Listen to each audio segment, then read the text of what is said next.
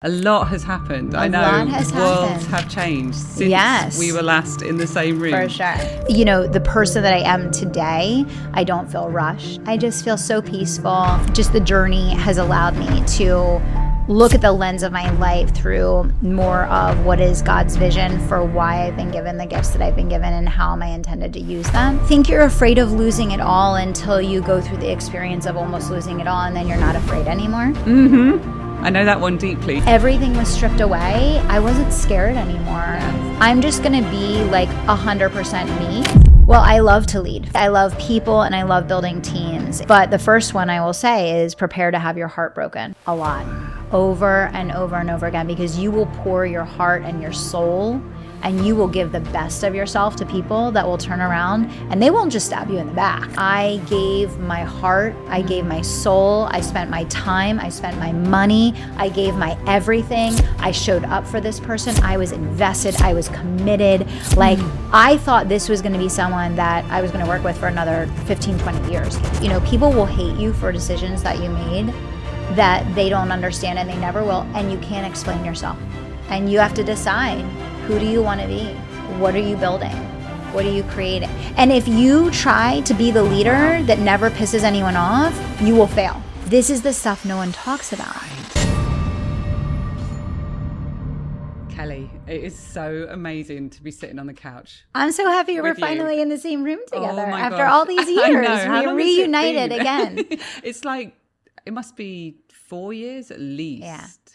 Yeah. A lot has happened. I know. lot has Worlds happened. have changed since we were last in the same room. For sure. We might get into some of that. Let's Yes. see how this Yes. interview Yes. goes. So, from the outside, you have built an empire.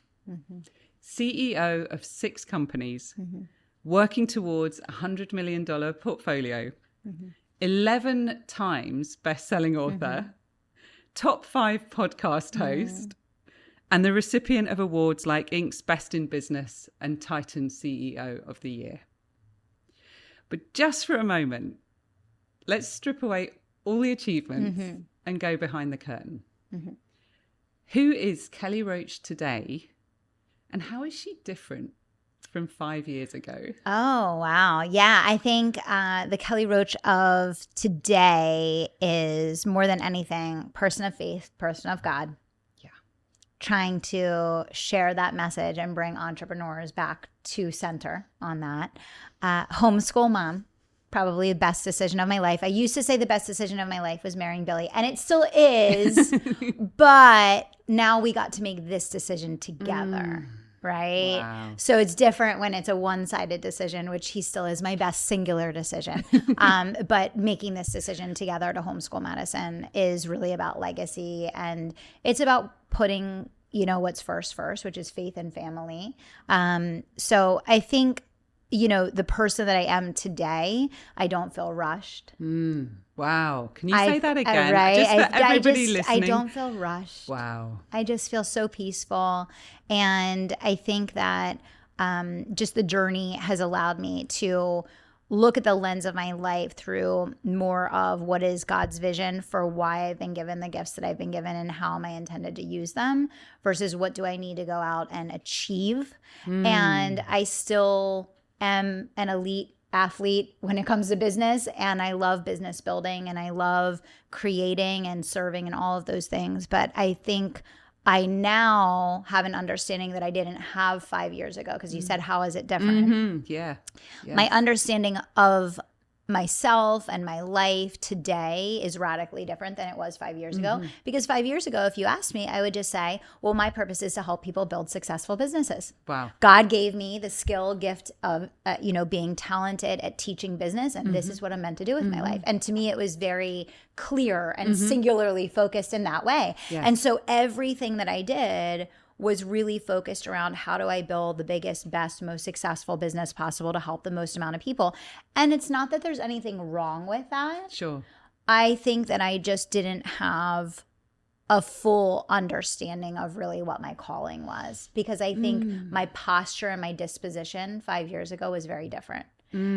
I've always been a person of faith. That's been a part of my life since a very young age. I've had my own twists and turns and zigs and zags with that, as everyone has. Sure. But I think 5 years ago, my disposition was, this is what I want to do. This is what I think I'm supposed to do. God, I hope you'll help me. I hope you'll bless it. I'm trying to be a good person. I'm trying to do the right thing.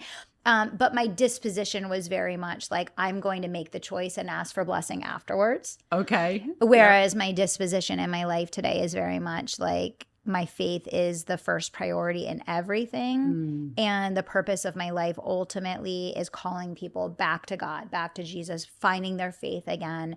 And I fully believe that everything that I've been able to achieve in business was only for the purpose of people seeing a person like me in business, achieving the level of success that I have, talking about faith, talking about family, talking about really reprioritizing the social norms and culture that has evolved to an extent where, you know, now we see there's absolutely a mental and physical health crisis in the entrepreneurial world, divorce rates through the roof, addiction, so many leaders building successful businesses but have no relationship with their children. And to me, that's not success. Wow. So, yes. That was a kind of I love that answer. That no, you can answer as long or as short as you like. Yeah. It was super, super powerful, Kelly. And what was it? Was there a moment or a real shift that had you decide to really put that faith front and center, and not just internally, but externally as well? I mean, I watched, it was about 2 years ago, is that right? Yeah. And you really made that bold decision to put your faith at the center of your business. And how has that really transformed? Two questions. What was the shift? Yeah. If there really was one at that point, that decision. And then how has that shifted how you show up and lead and serve? Yeah. Well, you know, I think you're afraid of losing it all until you go through the experience of almost losing it all, and then you're not afraid anymore. I know that one deeply. And so, you know, I went through the entrepreneur media lawsuit where, I mean, they basically tried to take me out of business. They were subpoenaing my clients. They were costing me team members. You know, I remember being deposed and being interviewed for 8 hours straight, and the shooting pains down my arm were so unbelievably bad. I couldn't even sit still anymore.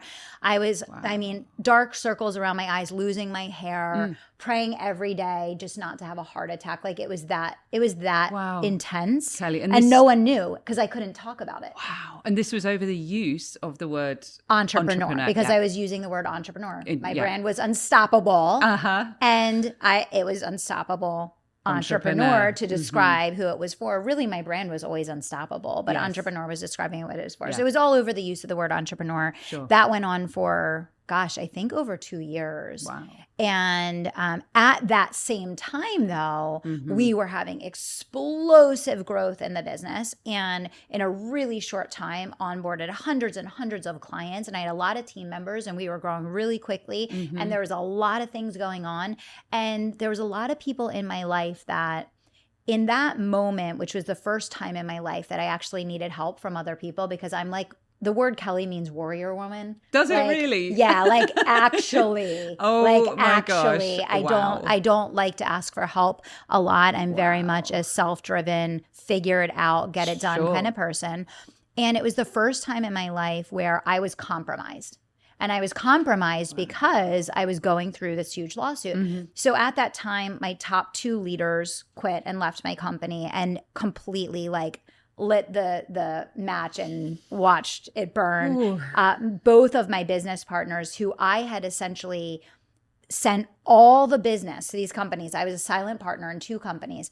I had done all the branding, all the marketing, sent all the business. All they had to do was run it. As soon as they got what they wanted and then had to actually start doing their part of it, both wanted out. So that ended up in a legal situation where I actually wanted to continue the company and got in a legal battle, and to the point that I had to dissolve the company under false pretenses because it got so nefarious. And so what ended up happening, and I don't know if you remember this or if you even knew this, we ended up having to go to all the customers. They took their money and they spent their money.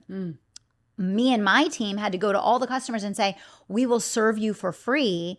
We will take you under my other company. Wow. And we served all those customers for free. Oh my gosh, because my Kelly. business partner took the money, didn't serve the customers, and then lied and said that the company was, dissolved or, whatever. Wow. It was like a whole thing. I could go on for ages. It really Sure. doesn't matter. None of it matters. Yeah. None of it matters. But the whole thing was I was at my rock bottom moment of my life because on one side, and I always say this, I was having like the best, highest, greatest moment of my life because all of this success was happening. And then on the flip side, all the people that I was counting on that I had done so much for and given all of myself to, that first moment of needing them to show up for me in my life, they were out. Mm-hmm. They were out. Mm. And so this all kind of happened at once while I was dealing with the lawsuit, which I couldn't talk about. Wow. So no one knew what was going on. I couldn't go on social media and be like, hey guys, I know I'm looking a little rough and I'm struggling a bit here. Like, I couldn't, you can't talk about any of that because every word that you say then gets, added into discoveries, right? So all of this is going on. So all of that to say, they told me very clearly that, we're going to take you out of business. Like, you're done. We're going to take you out of business. And they're like, we'll go as far as you want to go. They put like 6 lawyers on, like, it was a whole thing. Wow. So, ultimately we ended up settling and, going through that entire process, both with the people, the business partners, my own team, the lawsuit, all of these things at once, it just brought me to rock bottom where essentially like, I had to rebuild myself from nothing and rebuild the business from a lot being destroyed and a lot being disrupted and decimated because people were selfish and they just were, right? And so I wasn't scared of anything anymore. That's amazing. It was like I was naked. Wow. And everything was stripped away. Yes. And so like I wasn't scared anymore. Yes. And at that point, I was like, I'm just going to be like 100% me. And I'm going to talk about what I want to talk about. And I'm going to do what I want to do. And I'm just not going to worry about because for me, I had always really kept my faith very private. Because, you were always taught like, you don't talk about religion, politics, like blah, blah, blah, right? Mm-hmm. So I'd always kept it very private. But my faith was the only thing that got me through that situation. And what I learned, Kate, in that situation was I learned that my faith was so much stronger and was such a bigger part of who I was as a person. Like you were asking me earlier, like, who are you? Yes. That was the first moment in my life where I recognized that my faith was more powerful than anything else in my life. Wow. And that I was able to just like come through that situation, strip down, rebuild, Phoenix, like I came back with a vengeance, and the only reason was because of my faith. And that's when I made the decision that I was going to start talking about my faith every day and talking about my faith as it related to business, because what I learned in that moment, Kate, and this is what all of those people didn't have that I did, and that's why they all quit, and that's why they all, turned on me, and it's why they didn't have faith. They didn't have faith. They didn't have a faith life, and having a faith life is like an anchor that keeps you grounded in your life, right? And so when I realized that what brought me through that situation and actually made me such a stronger and better person and better leader and better CEO and all of these things was my faith, I was like, well, I can't be teaching business and not be acknowledging that the whole secret to my business success is faith. Because you know what? Lots of businesses go through some variation of what I just described. Sure. Maybe it's dressed up differently for them. Yeah. Maybe it's a divorce where you lose the whole business and have to rebuild from the ground up. Okay, every entrepreneur that lasts in business for any period of time goes through one of these burn it down, build it back moments. Some never come back from it. Mm-hmm. True. The people with faith do. And so I think when you believe that you have a higher calling and when you believe that you're here for a purpose and when the disposition of your life is service,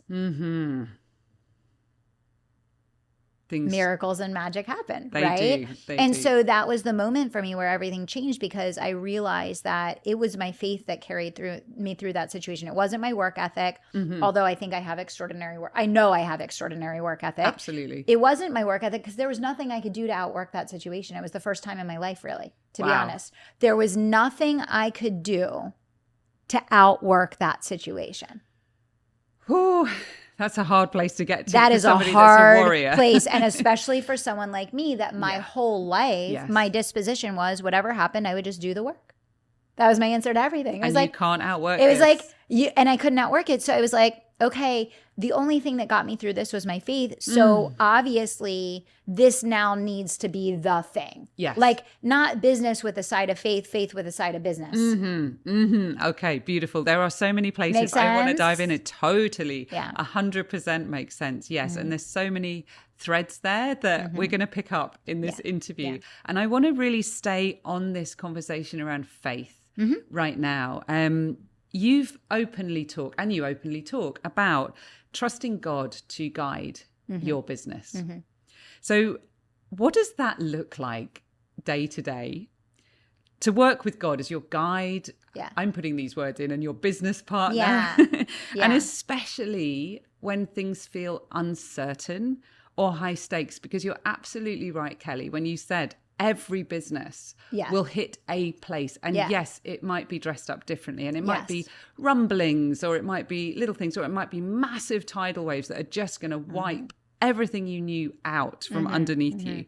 So how does that relationship guide your business, the relationship with the divine, guide your business and your decisions, not just as a CEO, but as someone deeply committed to divine partnership in how you lead, build, and serve? Take us behind the scenes. Yeah. Well, okay. So I think there's a practicality to that, like in your behavior, and then there's like there's a psychological element of that. So there's a practical and there's a psychological. So we'll talk about both. Practically speaking, it means that you wake up every day and the first thing that you do is you sit in prayer. Beautiful. Madison comes down in the morning and she sees me every morning, and I'm sitting listening to the Bible on my phone app, or I'm sitting and reading a meditation book or a faith book or a prayer book in some way, shape, or form. So it means that you decide to put what comes first. My disposition my entire life was wake up and work. I would get up at 5 a.m. and work. I was a freaking machine, Kate. A machine. And I love it. The thing is I love to work. Sure. So I'm very different than other people. Yes. That brings me joy. That brings me excitement, right? And so in practical terms, to put faith at the center of your life, and to include God as your CEO, and to really have the disposition of your business and your life to be, to me, it starts with putting that as the first thing that you do every single day. It sounds simple, but think about it. Oh, when you've had your whole life geared to wake up to work? Yeah. That's not simple. Yeah. That's a shift. It's one of the hardest things I ever did. Wow. Was really change my own behavior. So I think that in practical terms, I think that intuition is a gift from God. And, I think that we all tap into our intuition in varying degrees. Yeah. Right? Yes. So everyone leverages their intuition in some way, shape, or form. Sure.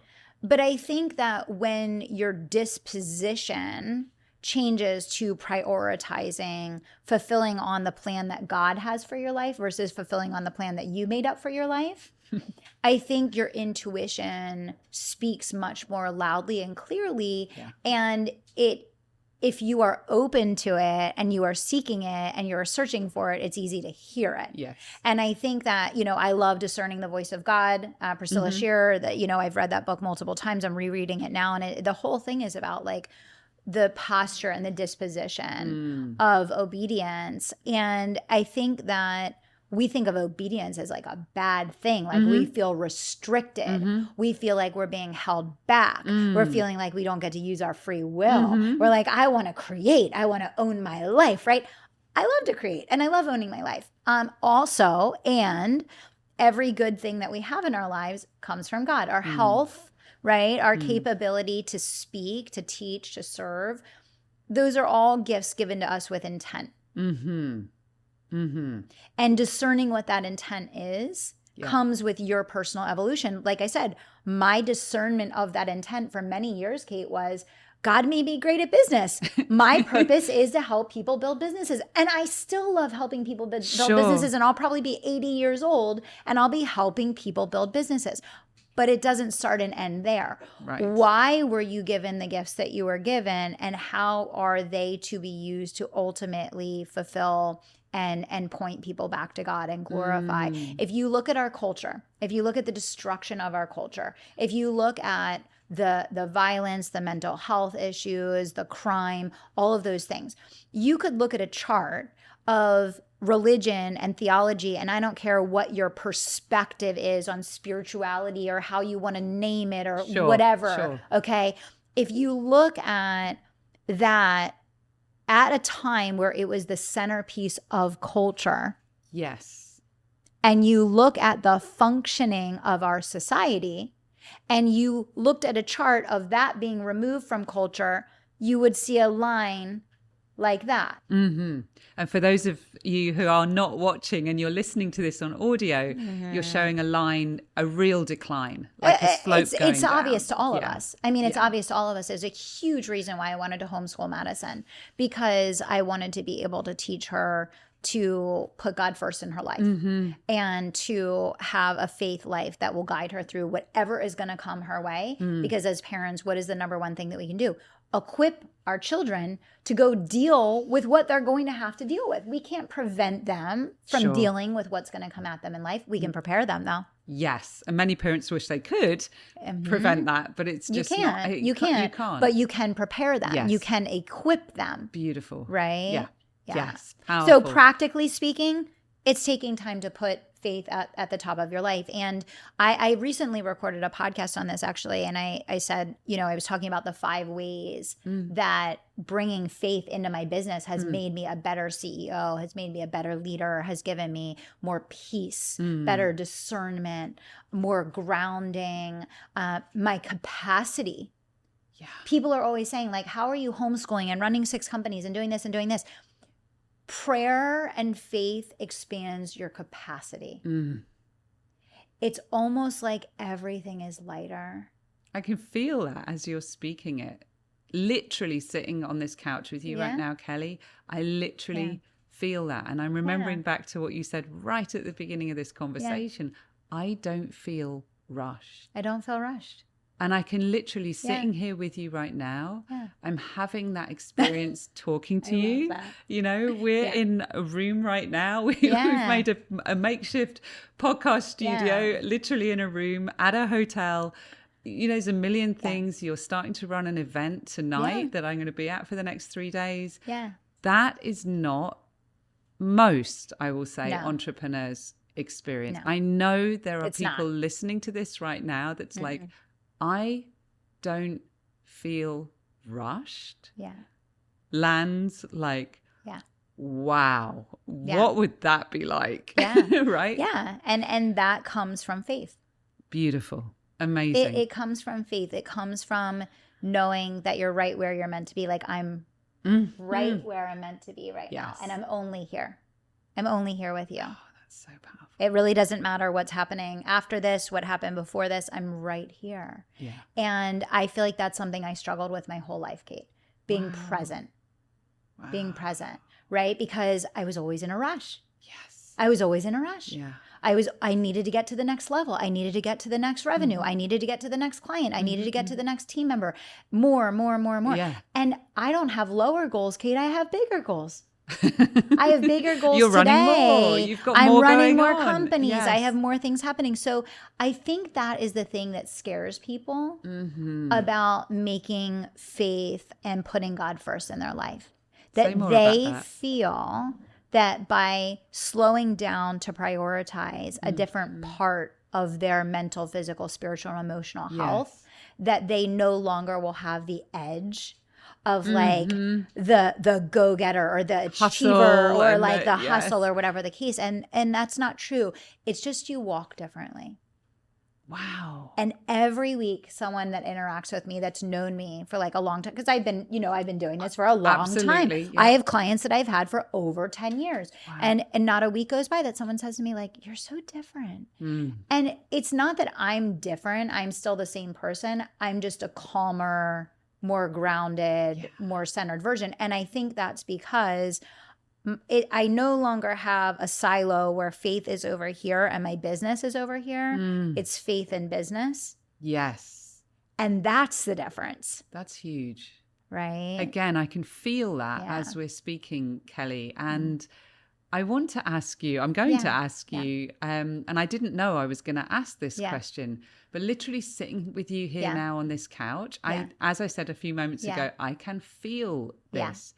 What is the difference living inside, living in your body? Yeah. Like, what's the difference physically for you? You just know. Like, you just know. Say more about that. I think that when your posture changes to the clarity that it, and we know this, it's more than 1 in a billion chance that any of us are here, right? We know that in a statistical and factual way, like we could all spout that fact. Sure. But when you really go deep on that and you dive into the understanding that you were uniquely created by God for this purpose in this moment with the gifts that you were given to specifically glorify Him by being everything that you're capable of being, you just know. You just have a knowing. And I think that's what people feel when they're like, oh, you're different. I just know. Like anything that's going on around me, I'm like, okay. Yeah. Okay. I'm going to deal with this. I'm going to deal with this. My trainer said this to me, Kate. Really? Actually, 2 weeks ago, my trainer said to me, so she works with a lot of very high-powered women. Sure. Like she's hardcore. She's amazing. Okay. And she said to me, you just never seem stressed. Wow. And she works with women like me. Like she works with super high-achieving, high-powered women. She's like, you just don't seem stressed. And she was like kind of confused about it a little bit. Like, what's going on? Because our culture is all about rushing and it's all about stress and it's all about meism. It's meism, right? So there's ego and there's God, and our culture tells us that we have to be completely self-reliant, and that's very stressful. Because we deal with situations every single day, Kate. I deal with situations in my business every single day that I literally am saying, God, I can't handle this on my own. Like, help me. Like, I need you in this moment. Like, come be with me. I had to terminate someone yesterday, Kate, and I got on the phone. And this is the thing, because I don't want people to think it's not like fluffy. I'm not like walking on clouds. Like, I will go there. When you're running large organizations and big teams, I literally got on the phone with my team member and I said, okay, we're going to get ready to do this termination together. Let's pray.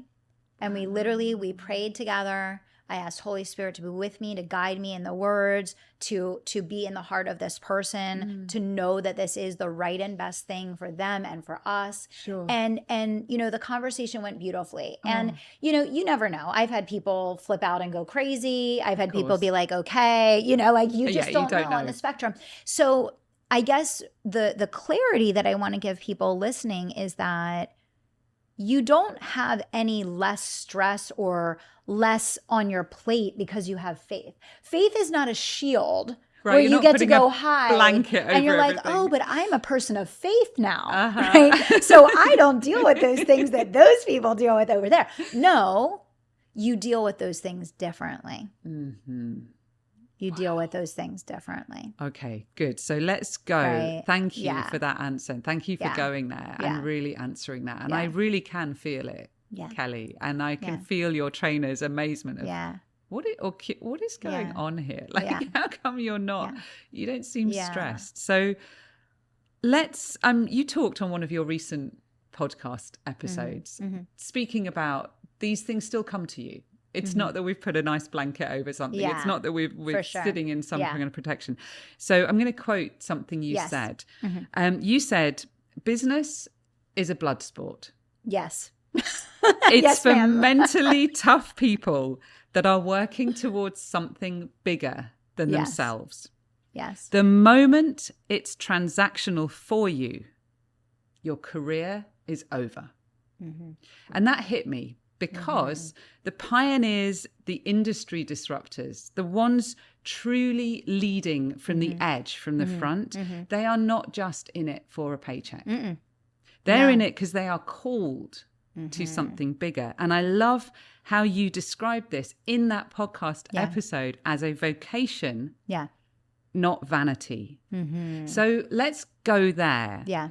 What separates those who build fleeting success from those who create true, lasting industry impact? And what does it really take to play at that level and stay there? Yeah. Well, a couple things I'll share. 65% of profitable companies are run by leaders that leverage their faith in their business. Wow. 65% of profitable companies. Wow. I love that you've done that research. A very large portion of Fortune 500 companies are run by Christian leaders. Wow. And I'm not here to propose, follow this faith path, follow that, because on a deeper level, I actually believe we're all here to find a relationship with our creator. And I think that can look 100 different ways. Beautiful. Right? For some people, you're going to go sit on the beach and you're going to watch the waves in the ocean. And for some people, you're going to be in a church. And some people, you're going to pray the rosary. And some people, you're going to go out in nature in the woods. Okay? So, right? But the bottom line is, it is a blood sport. And the people that are in it for ego or for clout chasing or for vanity or even just the money. It's so interesting because I'll see people that don't understand business say when they see a really successful person, they'll say, oh, they're just in it for, such and such, such and such. And I'm like, you're so wrong. You're so wrong because you have no idea what that person goes through every single day. And they still wake up in the morning and they continue to do what they're doing because they actually believe it's the purpose of their life. Yeah. And people say this about celebrity, I'll say celebrity names in business or whatever the case. And they're just wrong. I'm not saying that every person is a good person. I think there's people that do good things and do bad things. I think there's people that have the right intentions and wrong. I think there's people that are connected to their true purpose and aren't. So Yeah.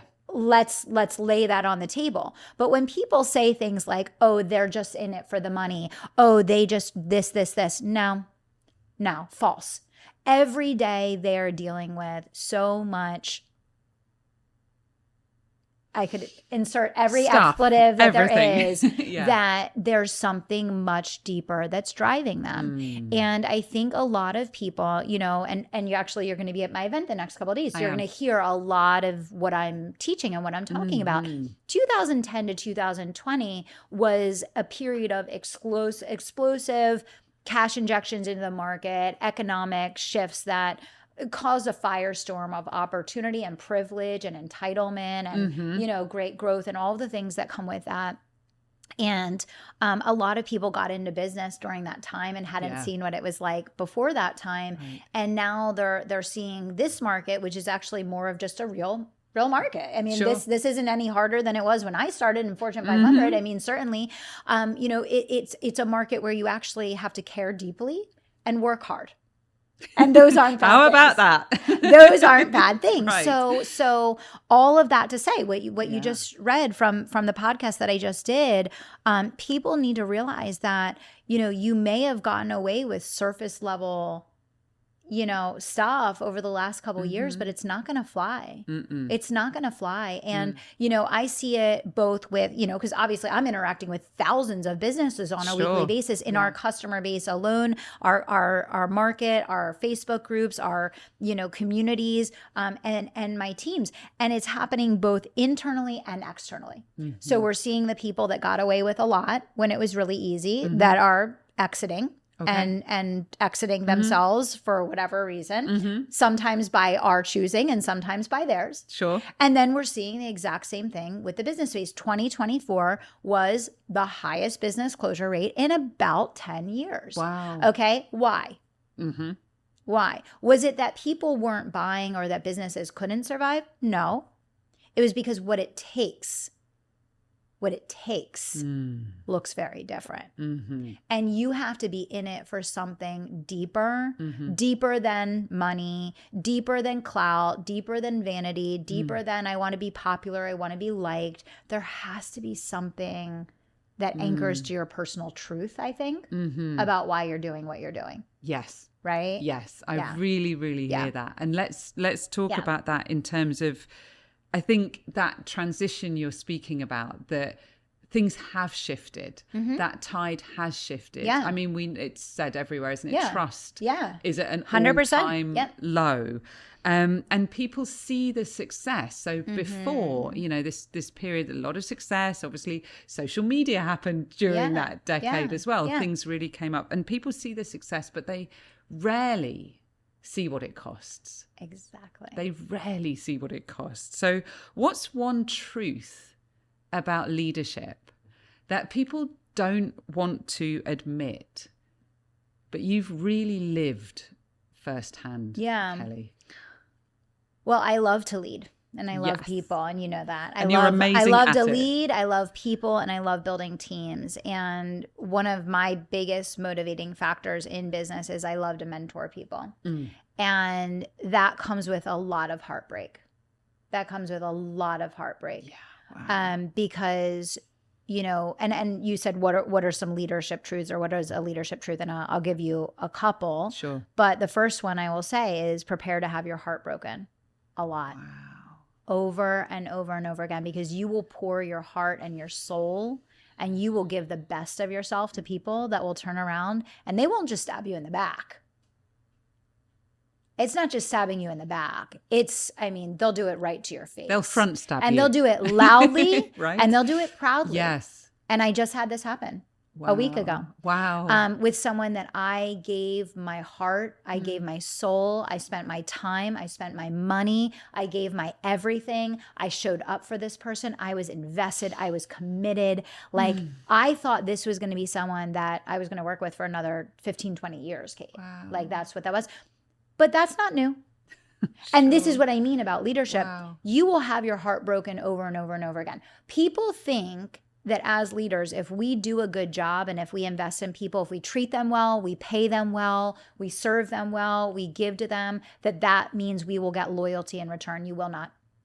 You will not. People are people. People are people. You cannot control people. So I've had both extremes of that over and over again. I still love people. I still love leading teams. I still love mentoring, because I've seen the dichotomy of, yes, this is always the variable that you can't control because you can't control people. But then there's always going to be the variable of the other people that do stay and do grow and do blossom. And you get to see that. And it's the most amazing thing in the world, right? Yeah. So I think the thing that people don't recognize about leadership is you will have your heart broken over and over and over again. And you have to be able to sustain that. And it's really hard. And it's why a lot of people think that they can't build businesses past $1 million, 2.5 million, because they have a sales issue, or they're not popular enough. They don't have a big enough brand online. They don't have enough followers. They don't have enough leads. It's not that. It's because they get their heart broken and they can't come back from it. Wow. Oh, this is a juicy conversation. It's tough. And I see it every day because I specifically coach people on team building. And the first time they go through that heartbreak, I was crying to my sister, actually, telling her about what happened with this person recently. And I felt like it was like a breakup. Like it was that visceral. deep, like the pain. And it was also a very shocking one. So it wasn't like a, you know how a lot of relationships, like there's issues, there's problems, there are challenges. And then it just it was like a very sudden, out of the blue. Yeah. I still don't know like what's actually going on.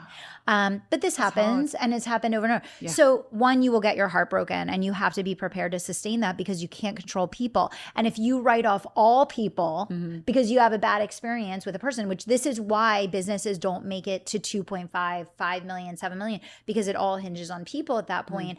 And you get your heart broken, and then you say, well, I don't want to do that. That was really painful. That really hurt. I lost a lot of time. I lost a lot of money. I'm not going to do that again. And then people don't realize they actually self-sabotage their growth to avoid the pain of that heartbreak. Wow. And I see this with people over and over again. They just, they can't get themselves over that hump. So I think being prepared for that is really important, and knowing that that's par for the course and that you can't project that onto all people. You have to treat every person as an individual, and you as a leader can't carry baggage into that relationship. Yes, you can be wiser and you can prepare yourself, but if you don't go all in, you'll never help that person reach their potential. And then it wouldn't matter whether they stayed anyway, because they wouldn't be the performer you needed them to be. Wow. So you hurt yourself either way by holding back. Wow. This is a great conversation. Thank you. And this is not something, I mean, I've just flown to be here. I'm looking in the airport at the bookshelves. This is not a topic in the leadership books. No one talks about it. You will get your heart broken. You will get your heart broken. Leadership. Over and over again. You will get your heart broken. And the other two things I'll say is, people will hate you for decisions that you made that they don't understand, and they never will, and you can't explain yourself. Wow. So there are so many periods of silence where people are very loudly sharing, and you just have to sit and you have to decide, who do you want to be? What are you building? What are you creating? Are you going to be over here like rolling around in the mud? Yes. Or are you going to be over here building? And so leadership requires an extreme amount of mental toughness, because you will constantly, this is how I describe leadership. Leadership is the constant juxtaposition of two choices in which both decisions will cause people to be angry. Okay. Okay. So if you're running something great, and you're trying to build something extraordinary, then every decision that you make is going to piss someone off. Right. And if you try to be the leader that never pisses anyone off, you will fail. Yeah. This is the stuff no one talks about. Right. This is so important to talk about. People think they can't build a $10 million business. Listen, less than 1% of people build a $10 million business. I did it. I've helped multiple other people do it. It's available. It's accessible. It's not that the business strategy is hard. It's that the mental, emotional journey it requires a lot of, I call it like healing. And I had to do a lot. I mean, I went to a place that does like healing, and I did these soul sessions to like work on just releasing, forgiving, healing my heart, healing my soul, because I didn't want to carry forward that pain and then insert that into relationships with other people that would then destroy that relationship. Right. And so these are the things that are never talked about, but it's real. It's so important. It's so important because when this is what I say all the time. I was doing a masterclass last night, and I was talking about the fact that, a big part of my brand, I say you have to train for your business like an athlete trains for their sport. I have never shied away from being very open. Like, this is really freaking hard work. And if you want to build something great, like, you're going to work your ass off. No one wants to say that. Right. No one wants to say that. Everyone else, all my peers, all my colleagues, it's easy. We're going to make it passive. We're going to do it evergreen. Going to go to the beach. Like, right, the whole thing. And I just, it's so out of integrity. And the same thing goes for leadership. Yes. Like, everyone wants to talk about getting freedom by having a team. Yeah. And no one talks about who you have to become to be the person that can build and sustain that team. Yeah. Right? Totally. This is deep emotional resilience. Yeah. Deep, like the deepest. To really put yourself in a position as leader, as you said, Kelly, where your heart will be broken. Yeah. Not might get broken, No. or you might have a bad day, or the No. relationship goes through a little bit of a rocky patch, and then it's all like, no, this is No. smashed, Like full smash. on the floor. Yes. Done. Yes. Like done. Done. And I know going through my own heartbreak in a relationship, actually, well, and in a business context as well. And I went to one of the things I did, you just talked about healing, was take 3 girlfriends to a smash room. Have you ever done a smash room? No, I oh my gosh, it's the best thing ever. Okay, that's awesome. But that, like, really allowing that to come through, those are really real emotions. Yeah. And I know this conversation is not about me, and we'll have more conversations off no, camera. I want you to share that. But I want to go into this more. And again, to quote you, I mean, we've both been through deeply challenging times since we were last in the same room together. We know that. And you recently shared openly on a video I was watching, and you've mentioned some of it in this conversation already so far. You said, I've been sued. We talked about that. Betrayed and stolen from, lied to. And then you said, but don't let that stop you from seeing the good in humanity. Yeah. I've been sued, lied to, betrayed, and stolen from. But don't let that stop you. You're like, this woman is completely crazy. In humanity. Yeah. That feels like a sermon in a sentence. Yeah. So, and exactly what we've just been speaking about, because I could hear people listening, Kelly. And it's funny, I have a client and she's always like, we talk, and then I know the next question she's going to say, how? So how do you hold both the pain of betrayal and the decision to keep your heart open, your leadership, service-led, and your mission intact? What does emotional resilience look like now? Not just as a CEO, but as a thought leader. Yeah. And as a mother, stewarding a vision with generational impact. Yeah. We'll talk about Maddie and homeschooling in a bit too. I know that was lots of questions in there. Yeah. Well, I think that, first of all, to answer your question, it takes work on myself every single day. Like, for me to say that phrase and to live that, that's harder than building a $10 million business, which I've done. Okay. So that's not like a soft platitude for a motivational video. No, that's not just picking up, I picked up a self-help book and read a chapter today. That, like for everyone to understand, like, that one line is harder than building a $10 million business. And I've done both. And it's by a long shot. And it takes work on yourself every day. And this is where we come back to faith, because I believe I was given the gift of business so that I could reach people that have the ability to influence millions of other people. And if I get this message across about glorifying God, about putting our faith and family first, about knowing what the glass balls in your life are versus the plastic ones that are just going to bounce right back up again, that you can pick back up and keep going. If I stop, I won't fulfill my purpose for being here. So the moment that my heart is closed and the moment that I say, I'm just not going to try anymore because that hurt me so bad and I just don't want to deal with that anymore and I don't want to do it anymore. That's not a Kelly Roach impact. That's a 10 million person impact when I make that decision. And that's the distinction between operating in a posture of ego, which is all about me. Okay. Kate, I can go run a consulting business and have a few clients that pay me $100,000, $250,000 a year. And I can make a few $1,000,000 a year and have 10 clients and call it a day.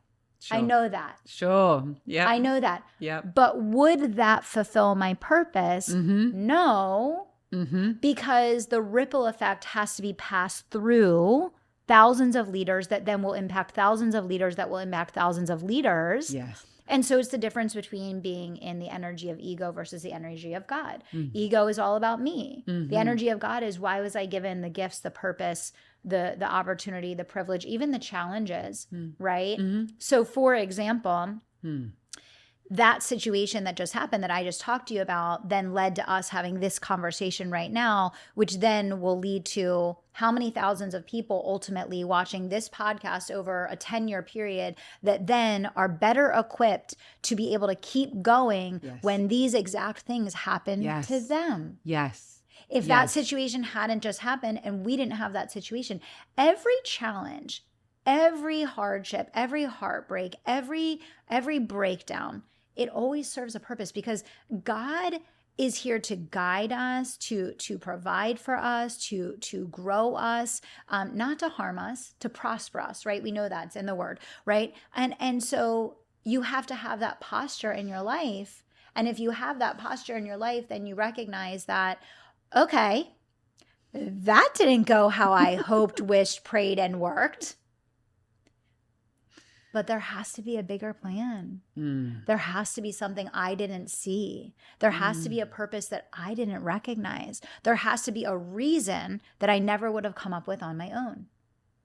And you have to be able to get yourself there. And if you can't get yourself there and you're only operating in the moment about how you feel about the way that this situation just went down, you never learn the lesson. You never learn the lesson. You never get the wisdom, and you're never going to be able to help other people because if you can't get it, how are you going to be able to disseminate it and help other people with it, right? Yes, totally. Yeah. Totally. Yeah. Wow. There's so much behind the scenes here. And when you said that, like that is harder than building. Yeah. Oh, the 100%. business. 100%. And it's so unknown. It's so unknown. Like it's literally like it's so unknown. I just got an image of a box, you know, and a ball bouncing around in it. You never know when it's going to hit a button just on the side of that box. It's like, you know, internally. This is the work. It is the work. This is the work. It's the work. grit. It's it's the continuation. So, and I can feel, Kelly, as we're speaking, sometimes I have this experience. Well, often interviewing, actually, I have this experience. I can feel people listening right now. And you mentioned it. We don't know how many times this particular podcast episode will be watched. Over that 10-year period. Even right now, people listening to this right now are in this. And you're right. It is not talked about. And so it can come out of left field. And let's keep going on this conversation. Let's talk about team for a moment. I know it's something that's so close to your heart. You've written books on it. You teach on it. I've been in programs with you, and you've mentored me around it too. Because leadership isn't just about vision. It's as you said, you hit a certain point. You can get so far on your own. You hit a certain point, you need people. You need team. It's about who you build it with. So to continue this conversation we're having, can you speak to the emotional, I've got cost written down here, but let's just talk about the, again, emotional resilience of trusting again. Like, how do you get yourself there after you've been burnt or let down, especially by people you once believed in? And for the business owner who's listening, you talked about intuition earlier, who knows, and I'm smiling because I've definitely been here in the past, who knows it's time to let someone go, but keeps second guessing for all kinds of reasons. How do you know when someone's no longer meant to be part of the mission?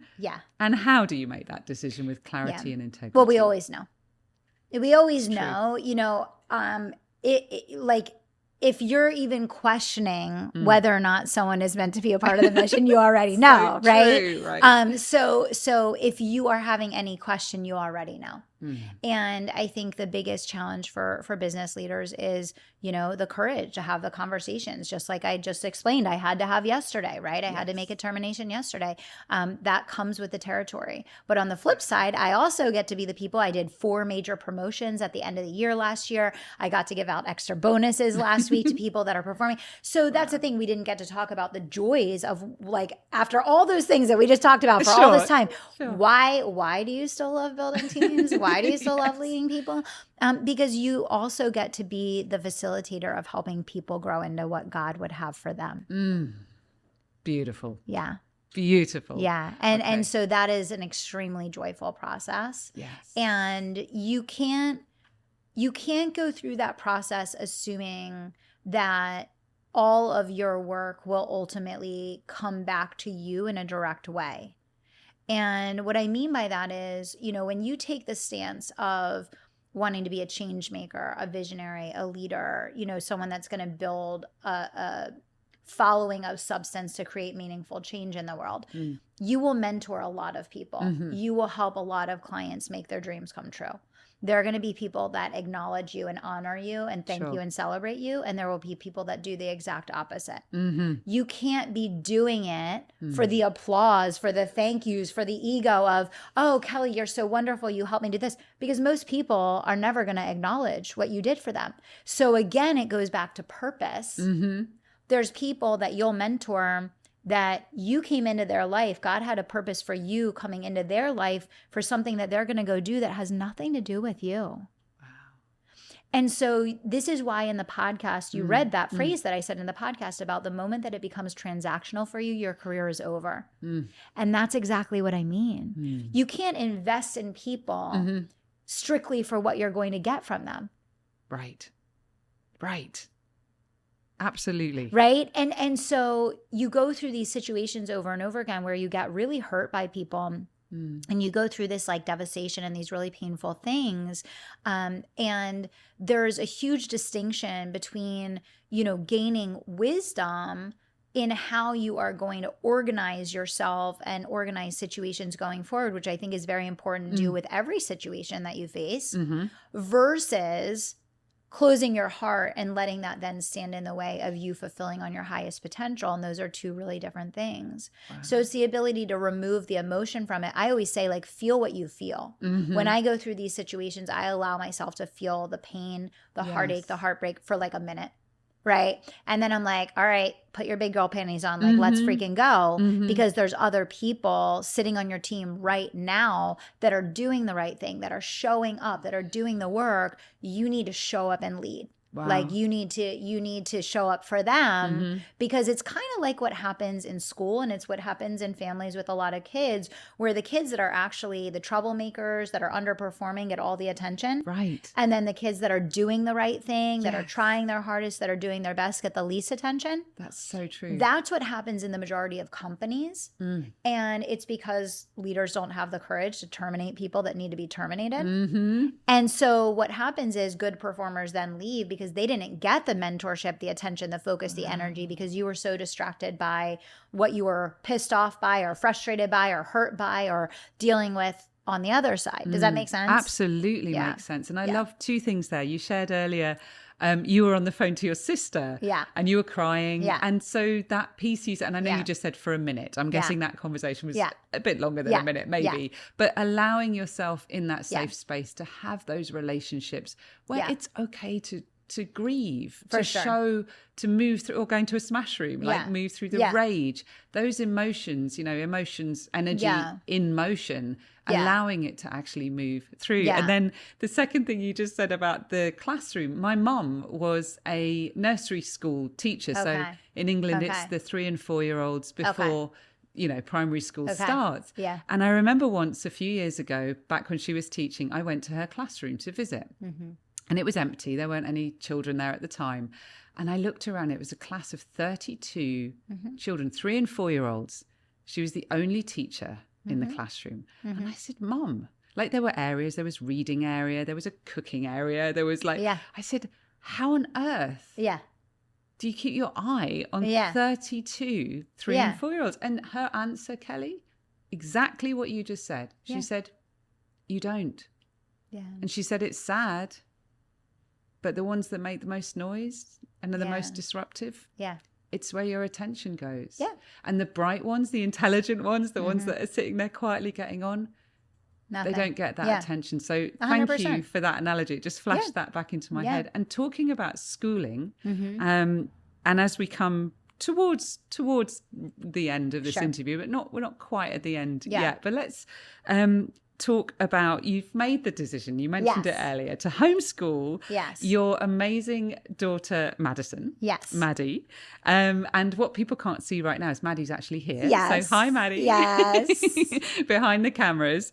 So you've made the decision to homeschool your daughter, Madison, while also running multiple companies. Yeah. And I love that you're not just teaching her, you're bringing her into the rooms, literally, like right now, where leadership is shaped. Yeah. So TV appearances, speaking events, entrepreneurial weekends. I loved that post recently where we had a little shot of her notebook that she was taking notes. Yeah. And now this event we're about to enter together, there's actually a table for young entrepreneurs, which is beautiful. Yeah. So we talked earlier a little bit about the driving force behind that decision. But can you speak a little bit more to that decision you took, and how it's reshaped how you see education, leadership, and what it truly means to prepare the next generation? Yeah. Well, that's exactly it, right? So, there's a Mother Teresa quote that says, if you want to change the world, go home and love your family. And that is like the essence of what I believe, which is that faith and family and what happens in your own home is then the foundation of what you do in the world, right? And, we had that exact experience that you described with your mom. Madison had that experience. So we're very privileged. Obviously, I've been running companies for a long time. Sure. Financially, we could put her in any school in the world. Yeah. We had her in one of the best private schools in Florida. And, it got to a point where, she had a very disruptive girl in the class that would stand up and dance and sing. And the teacher was constantly like, they couldn't function, right?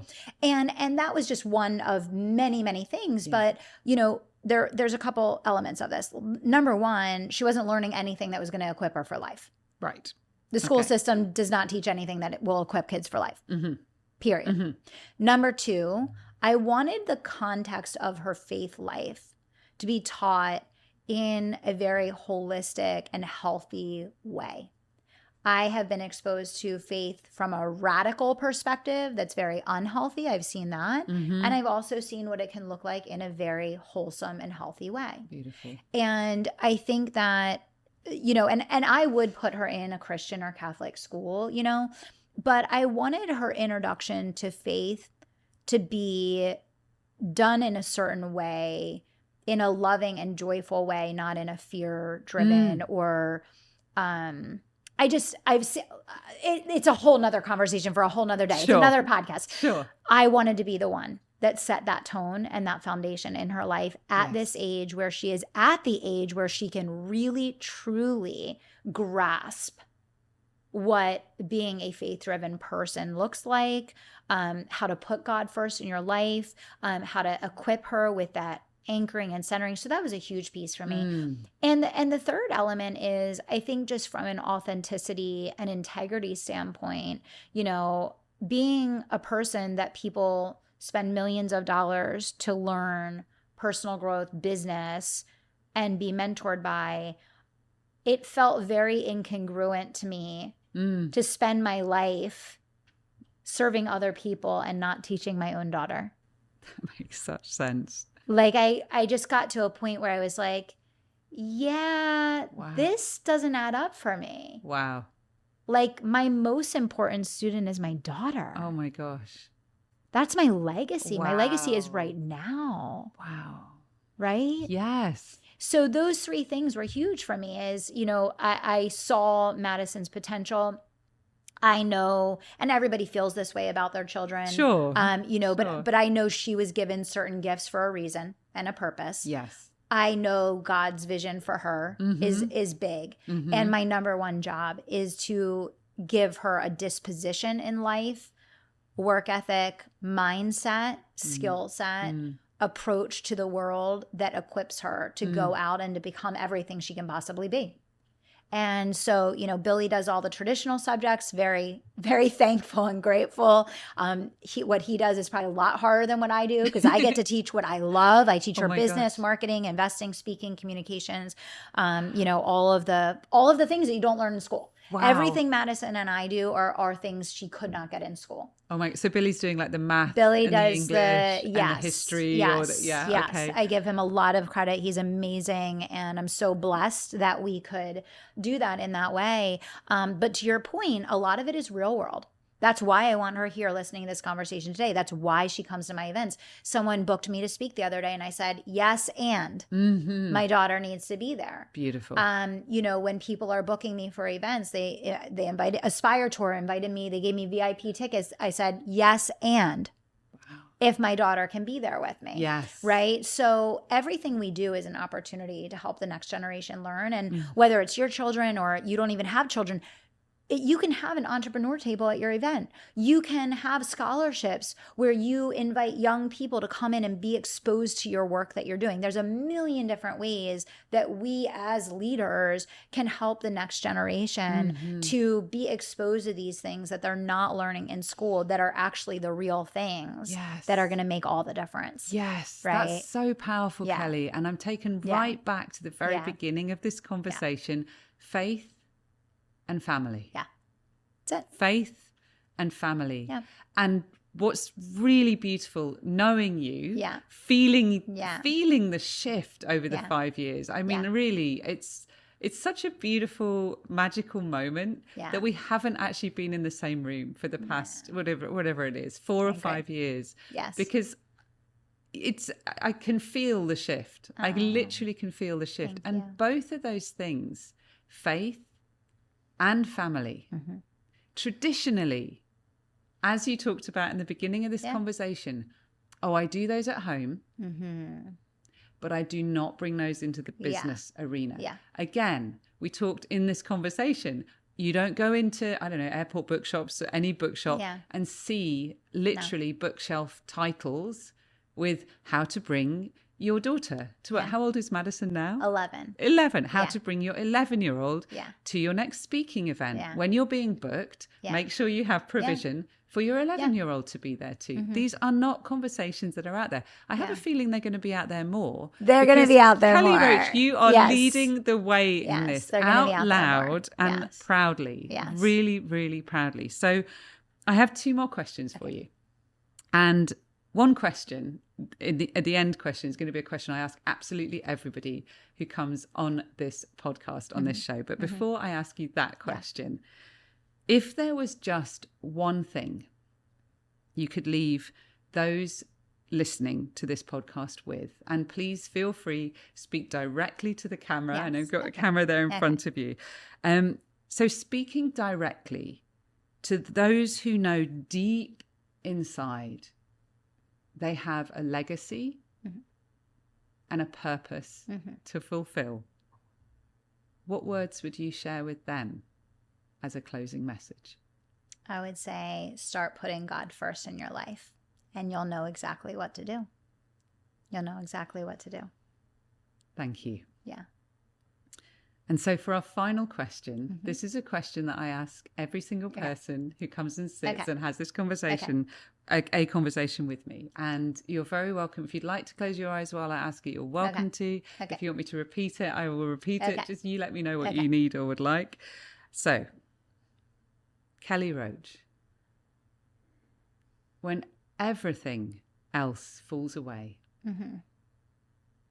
expectations, fear, resistance, what does your soul whisper is next? Oh, I already know.